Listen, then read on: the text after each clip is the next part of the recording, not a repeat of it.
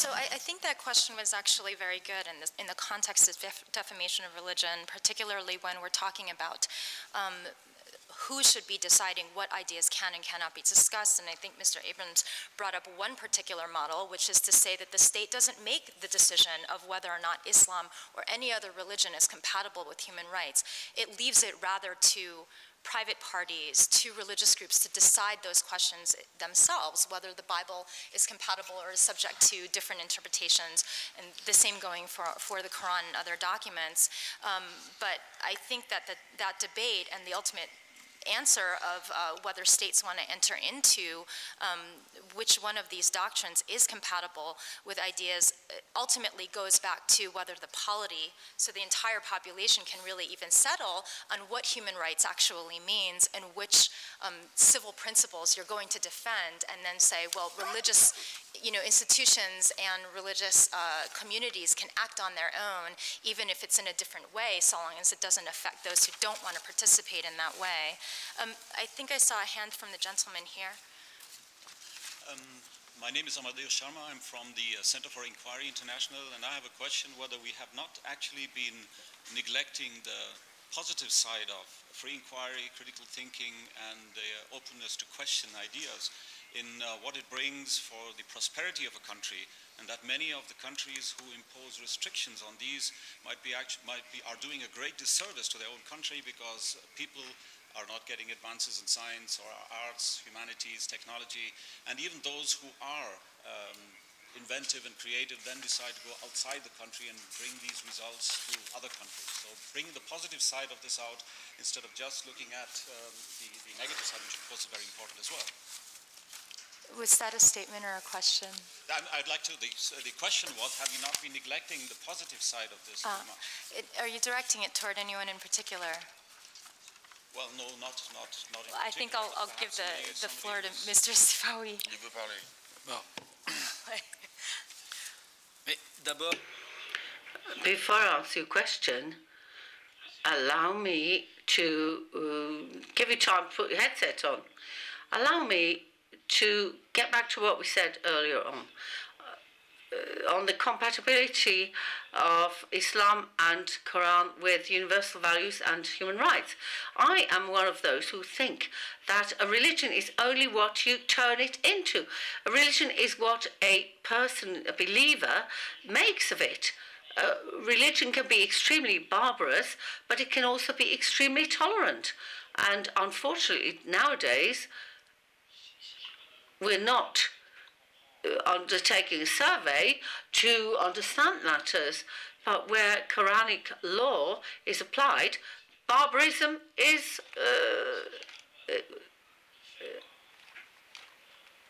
reigns supreme. So we don't have to investigate matters. In Sudan, there's Islamic law. In Pakistan, we have Islamic law. In Afghanistan, we have Islamic law. In Saudi Arabia, there is Islamic law, as there is in Iran. And this ideological aspect of religion has this effect. Now, in both cases, whether if a religion is completely compatible with human rights, or if it is completely incompatible with human rights, in both cases, it should be something we should not be concerned about, because we are not discussing what is uppermost. Is it the law of God or is it the law of men? If we agree on the principle that if we agree with this principle that the modern world ensures that it is the law made by legislators, democratically elected, which prime over the law of God, whatever the barbarism which is intrinsic to a religion or the lack thereof, this barbarism cannot be exercised, and this is where we have to do far more teaching and awareness building by saying clearly that it is the law of man which prevails over the law of God in our democracies. And there's another thing which we forgot to highlight, namely, amongst the positive factors, if I've understood the question correctly, as regards historically speaking, I think we have a very simple reply.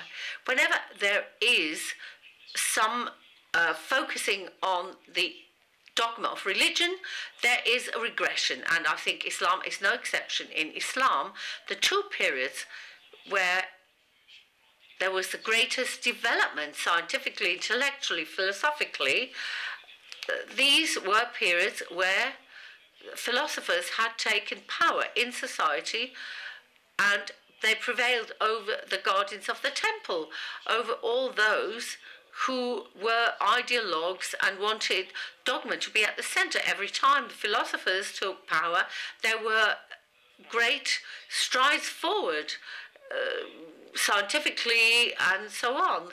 Of course, there were the shortcomings of the period, but these were the best times, the most admirable periods of Islam. Nevertheless, on the other hand, every time the religious fanatics and the dogmatists took power, everything regressed. Development has always not been suppressed by periods of dogma.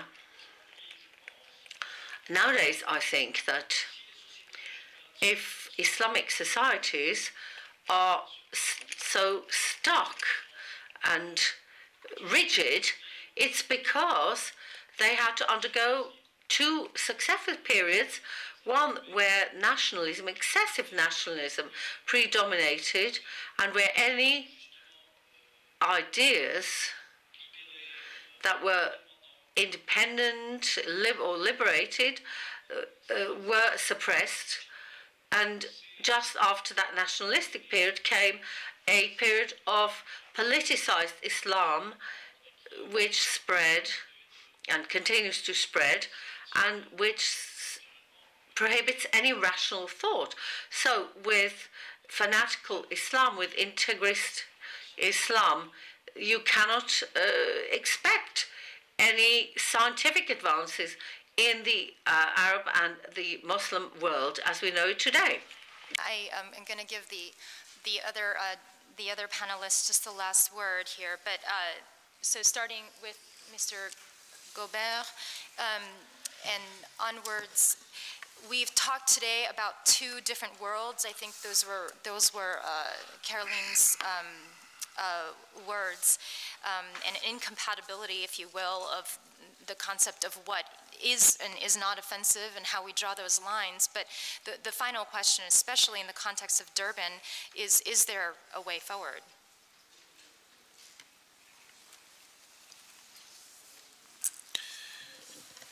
Je vais être très terre à terre. Well, I'm going to be very down to earth. Document 1 and document 2, document 1, which is absolutely horrendous, and which is actually the real program. Document 2 was drawn up under pressure. And I think we'll get back to document 2 in the discussion that we'll have.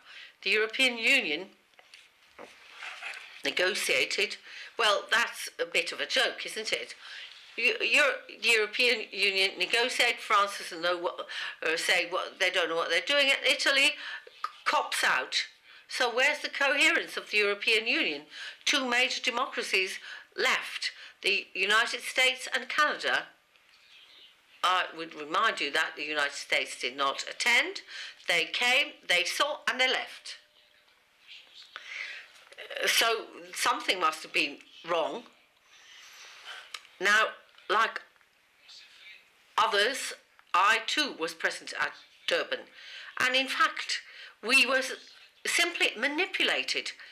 They got the better of us. I was really ashamed when I was there. I was ashamed because I went to fight against discrimination. I went there to fight against all forms of racism. I went there to fight against all forms of anti-Semitism. I went there to protect children, which are being used as soldiers, and women who are being victimized.